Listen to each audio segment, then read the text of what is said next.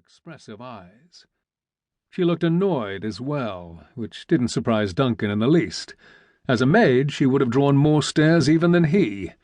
Not that she dressed much like a mage, eschewing their traditional robes for a hauberk of finely meshed chain and a long blue linen skirt, but she did carry her staff with her.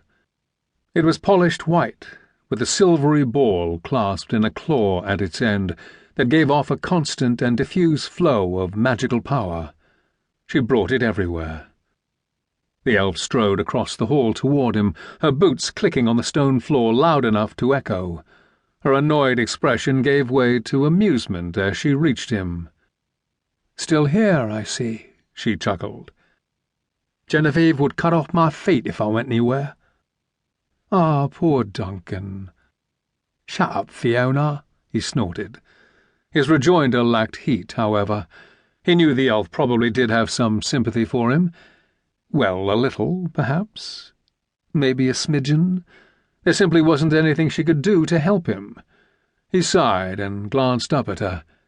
"Do you see the commander?" Fiona nodded soberly toward the door behind her. "She's still negotiating with the captain of the city watch. Thanks to you." "Negotiating? She does that?" "Well, he's negotiating. She's staring him down and not budging an inch, of course." Fiona regarded him with a raised eyebrow. "You're rather lucky, all things considered, you know." "Yes, lucky," he sighed, sinking dejectedly back down onto his bench. They waited there for several minutes, the mage leaning on her white staff next to him, until finally the sound of voices approached from beyond the doors. They slammed open, and two people entered.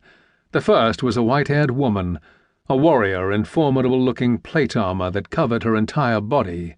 Her face was sharp and worn with many years of command, and she strode with the powerful confidence of one who expected no impertinence and usually found none.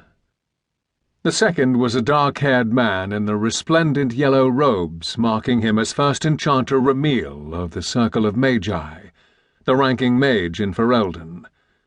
It was perhaps odd, then, that his pointed beard and the waxed curls of his moustache marked him as an Orlesian, the sort of man, Duncan assumed, that believed he could fare far better away from the Empire, even if it meant assuming a position of authority in a backwater nation that had thrown off Orlesian rule only 11 years ago. At least, in this case, his beliefs seemed to be correct.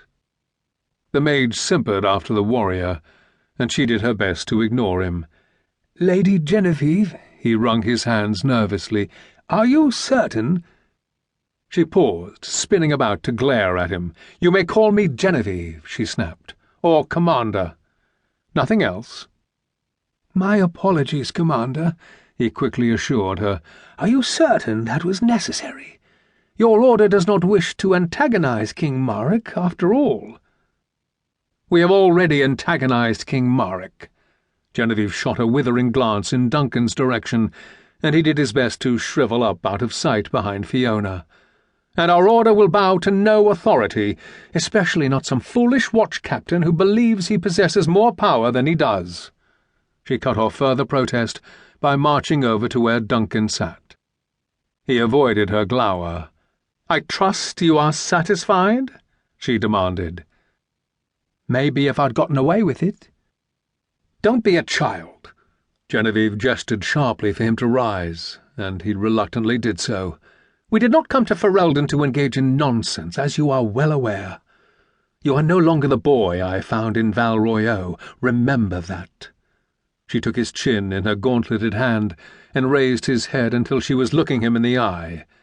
He saw little more in her expression than checked rage layered in disappointment, and his face burned in embarrassment. "I hear you," he said glumly. "Good." She let him go, and turned back to the hovering First Enchanter. "I trust the king is ready to see us, then? We won't have to come back?" "No, he'll see you. Come." The mage led the three of them down a long and dark hallway.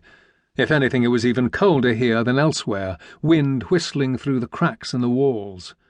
Duncan was certain he could spot frost, and his breath came out in white